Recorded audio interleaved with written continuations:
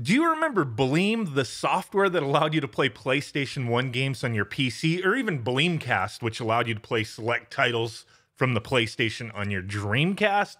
That's the name I haven't, heard in a long time. I never actually used Bleem, but I do remember a friend of mine, his mom, used the Bleem software to play one of the Final Fantasy games. I don't even remember what it was, but she was playing it on her PC, but she had a PlayStation. I was like, what the hell's the point? Why not just play it on the PlayStation? But okay, right? This was kind of popular back in the day as far as, an emulation option to be able to play these games with, some benefits, I suppose. They had, where there was enhanced Bleem graphics. Look at this. Bleem makes this look like this. It's like peeking at what the PlayStation 2 will look like, right? It was pretty crazy times, but these guys, I remember there was lawsuits against them from Sony at the time, and there's a few things that went on with that. One of the things they were sued for was using PlayStation, screenshots in their marketing and on their packaging and whatnot. And Sony went against them on that, and Sony lost. Bleem won, but in the end, Bleem actually lost because all the court fees and legal costs that piled up, they wound up going out of business. And like I said, this isn't a name that I've really heard in a long time, but it's being resurrected. And it's being resurrected by Piko Interactive. Now, I know these guys. These guys have a lot of things going on. Actually, interesting things. They have tons of games that they have, purchased the license or acquired the license one way or another. A bunch of games for various different systems, as you see, like Amiga, CD32, Nintendo 64, TurboGrafx, Jaguar, Game Boy Advance. They have a lot of stuff. And it's not just acquiring licenses that they've gotten. They've completed games. They've translated games that were never released here. They've worked on producing new games. They have a lot of different things going on. But now they've also acquired the Bleem branding and name. It's making a return as a digital games marketplace. And this kind of raises some questions here. Is this necessary?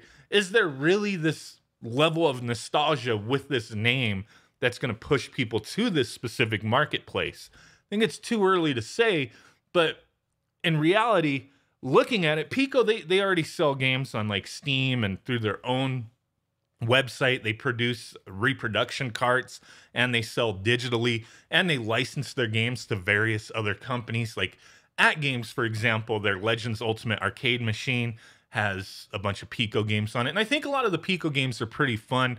Maybe not huge AAA titles that you will remember just right off the top of your head when you see them, but they do have a lot of interesting things. And with this, I'm not sure. So they've got this name, they've got this branding. It states that they acquired the brand from David Herpelsheimer, the former president of Bleem.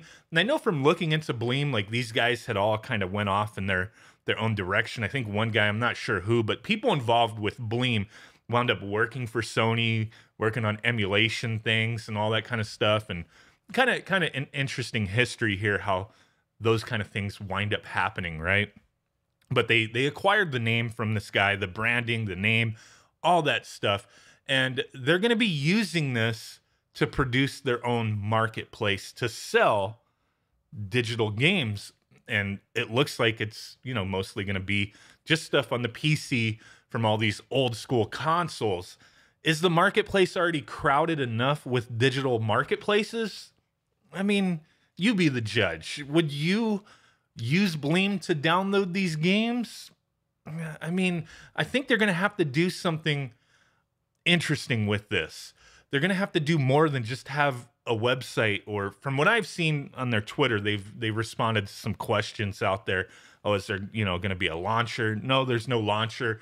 The games are going to just, you buy them and they come with the required software to run. So whatever emulation software that they have bundled with each game, whatever they've worked out with that. And I'm just not sure. I think it's got to go a bit further than that. If it's where this marketplace is where exclusives go that they acquire, or maybe other companies they work with, I could see it maybe working on a small scale, but really not sure. So let's look at this a little further. Third-party publishers will be able to use the custom wrapper through publisher partnerships. So yeah, it's not just going to be Piko, but they'll have other companies working with them. So this will allow them to use the wrapper on their own Bleem powered releases or when publishing on Steam or GOG. This wrapper is not required to publish games. To publish game of the Bleem market. Okay.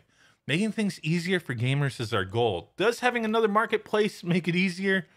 I don't know. I seen this and I like what Piko does, but I'm not 100% what the purpose is. Like, is this needed? Is this something that people are going to flock to for their retro gaming needs? It's too early to tell. Their website, Bleem Powered, store.bleempowered.com, is not available yet. It's under construction. They're working on this. So it's yet to be seen how things go with it. I'm gonna keep up on this, see what they do, because Piko they've brought a bunch of stuff out there. They've fixed games. They've done a lot of things. Yeah, they're a business. They're in it to make money, but they're also preserving the history of certain games that have been lost, or reintroducing things, or introducing things to a Western market that you've never seen before with a lot of the titles they have. I mean, you could just go through their website and see they do have a lot of stuff that I think is interesting. As like I said earlier, they do sell like reproduction cartridges of certain titles. I don't know if their full library is available through this. I don't think so, but they have brought a lot out that we'd never seen before or had access to in English. A lot of role-playing games and a lot of other stuff. Brave Battle Saga. I actually like that game. Canon Legends of the New Gods. What else do they got? They got a lot of Genesis stuff. Then they have a lot of Super Nintendo and NES stuff. I know, like, through Stone Age Gamer, if you buy like EverDrives, they usually give you a pack of games with them, and a lot of I think mostly it's Piko Interactive stuff. But we'll have to see where this goes. Is this necessary? I'd really like to hear from you guys. What do you think of Bleem coming back in this form? Like, does it make sense?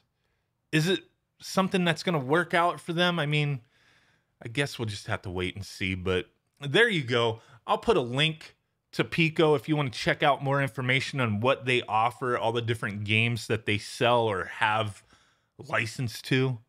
But hey, guys, really do appreciate you watching, hanging out with me on this early morning video. Hells yes. With that said, guys, I will catch y'all next time. Peace out. Bye-bye. And boom. Bye.